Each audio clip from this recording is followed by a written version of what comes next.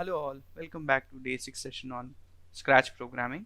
Here, this is our last session, so I would like to, make this video basically to summarize what we have learned all these days.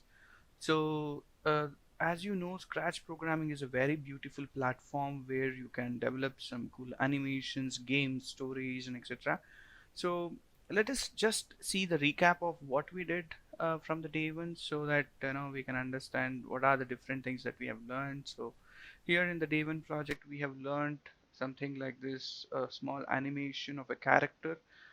So we learned the basics of how the costumes will switch, and based on that, we also tried doing some loops and everything. So this repeat statement act like a loop. In actual programming, this is nothing but a loop concept.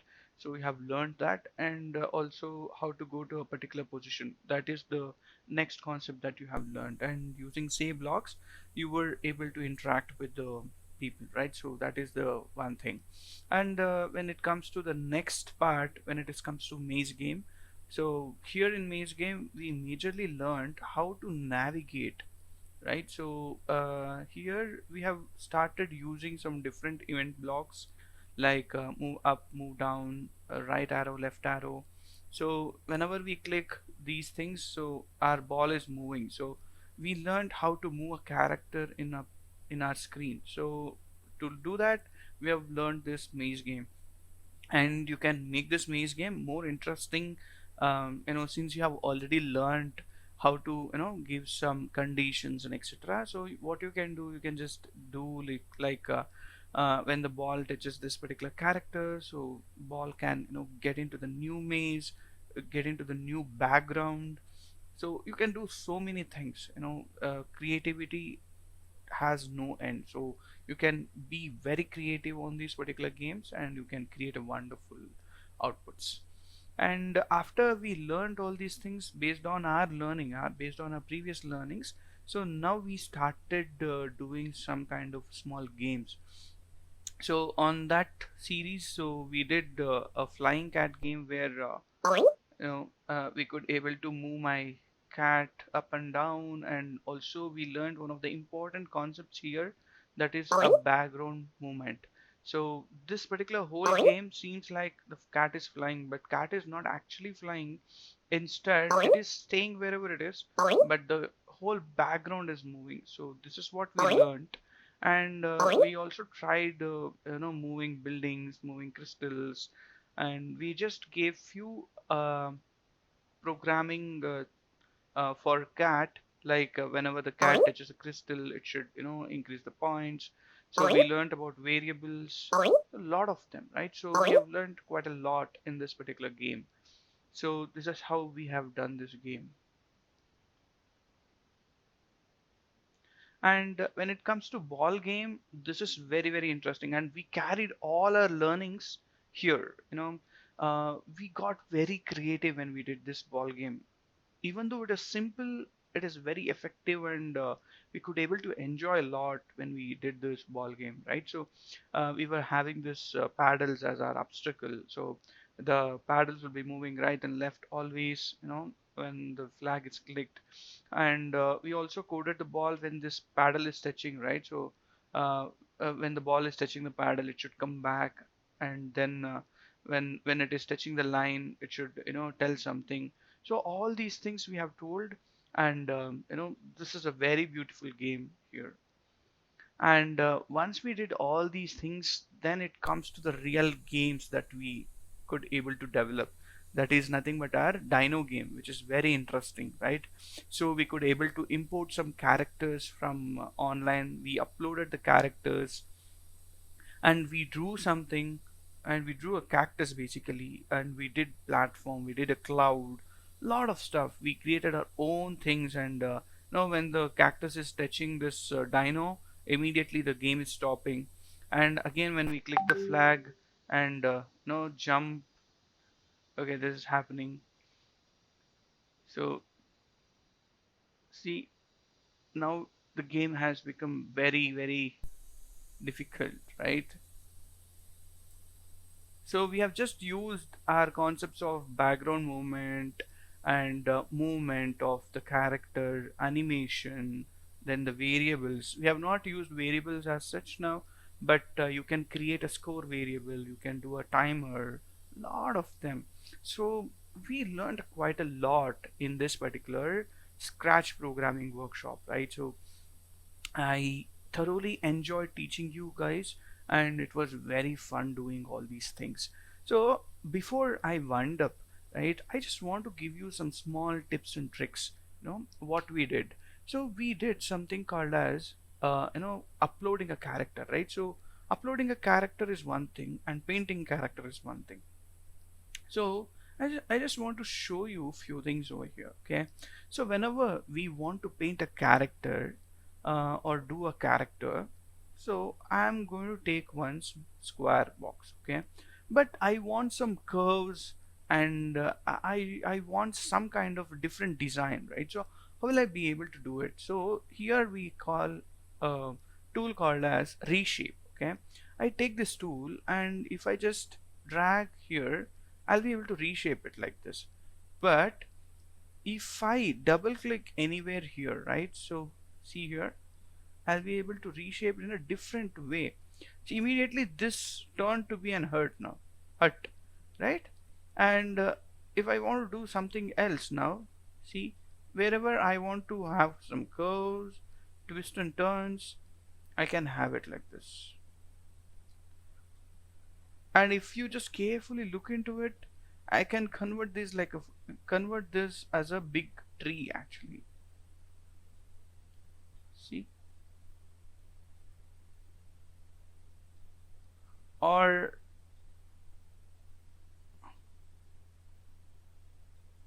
like this, not exactly a tree,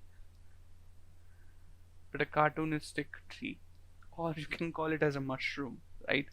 So you can get creative using this reshape tool. So this is one of the tip I wanted to give, and I want to give you one more tip also, right? So whenever we are doing a code and we want to use it for different sprites, we have something called as a backpack. So you will always find it below. So this backpack will act like a storage place. You can store your code here, and you can reuse that code whenever you want. So this backpack will be available for all the projects that you create, and whatever the code that you save, right, you will be able to see that code throughout. See, these codes I have saved it like um, at least a year ago, but I'll be able to still see these codes over here. So I can just take that code and put it here if I require. See, the whole code is here. But anyway, this code is not going to be helpful for me for this particular project. But I was like trying to explain you. So you can just drag and drop the code to whichever the character you want, and you'll be able to get that output very easily. You can do your work very fast. So backpack is one of the cool thing that you can find it in this particular thing. So now I accidentally delete this particular, if I accidentally delete this particular dino, so you need not to worry, about like how will I be able to restore it back. So always you can just go to edit, there is something called as restore. Okay, so you can just restore, click on this button restore. It is not enabled now. So for example, let me just do it for this particular thing. Okay, I'll just do a event where uh, when I click on the sprite, it should disappear. Okay, but when I click on the flag, it should appear. Okay, so that is the code that I want to do for it. So let us see this. It'll show, and when I click on that particular sprite, it will hide, and when I click on that flag, it'll be visible for me. So now I accidentally delete this. Okay, now since I deleted this, I just want to get that sprite again. So what I'll do, I'll go to edit and I'll restore the sprite. See, immediately I'll be able to get it. That is because I hide it again. So it is like this. I got that particular sprite. So like this, if you accidentally delete a sprite, you don't have to panic. You can just go to edit and restore it. So this is one of the thing. And many of you don't know how to share the project, right? So whenever you create the project, you have a share button here. So this share button will get enabled whenever you have um, confirmed your mail ID, right? So you have to go to your mail ID, respective mail IDs, which you have given during your join now process. So you have to go to that particular respective mail ID, and then you can confirm your mail ID. Then you'll be able to see this share button enabled. So whenever you are seeing this share button enabled, you can just click on that. Once you click, the project will get shared to the public, like anybody. You can share it with anybody. Okay. And you can write some instructions how to play this game, like um, click on flag to start the game. This is one of the instructions, right? So you can just give these instructions. I just don't want to write, so I'll be like coming here again. So I'll just go to this again share button. Already it is shared, right? So I'll just go to this uh, make my stuff area. So in my stuff area, you can see already it is shared, right? So I'll just go click on this particular project. So if I click on this project, I'll be able to see this. Click on flag to start the game. So like this, if I click on the flag, immediately my game will start. This is because I have not saved it. That's why my character is coming there. So let me just go inside and I'll clear it later. But I hope you understood how to share the project. And you can also, clear the like give the clear instructions to play the game. And you can also tell like click on space bar to jump. So this is also another instruction that you can give. And if you have any notes and credits that you want to thank someone, or you have used any music, if you want to mention that, or if you have used any characters from somebody's project, then if you are using that, then you can always give the credit note to them. But I mentioned about you can use a character from somebody's else project, right? So how to do that? No, I'll teach you that. No, say for example, um, let us go to Scratch and see for a character. Okay, I'm taking some random project. I don't know.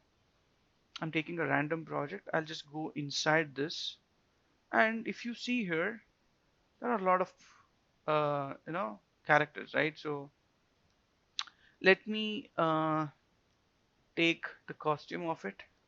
Let us see. So this costume is good. For example, I want to use this costume. Okay, let us go take another project. Maybe not this one because I don't find any good characters here. So let me go take a project where I have a character. So in the cave is one of the projects, right? So I don't know how to play this, but somebody has created this project and it has got 94 hearts. So many people have viewed it.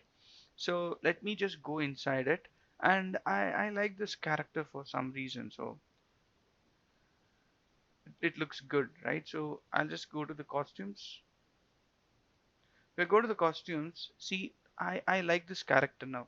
If I want to download this whole thing, what I can do is I can just convert it to bitmap or convert it to vector. But if I convert it to bitmap and if I save image as, right, so it will get converted to PNG and I'll be able to download this sprite. Okay. So once I download like this, I can just come to my game and I'll be able to use this particular character in my game. So like this, you can convert, you can just use different sprites from different projects. You can download them and you can upload them to your projects and you can start using it. So this is one of the beautiful thing in Scratch that we can do. So I hope you enjoyed all these tips, and you can start creating your own projects, and you can come up with some new creative projects going forward. I wish you all the best. and we'll meet you soon. Bye. Take care.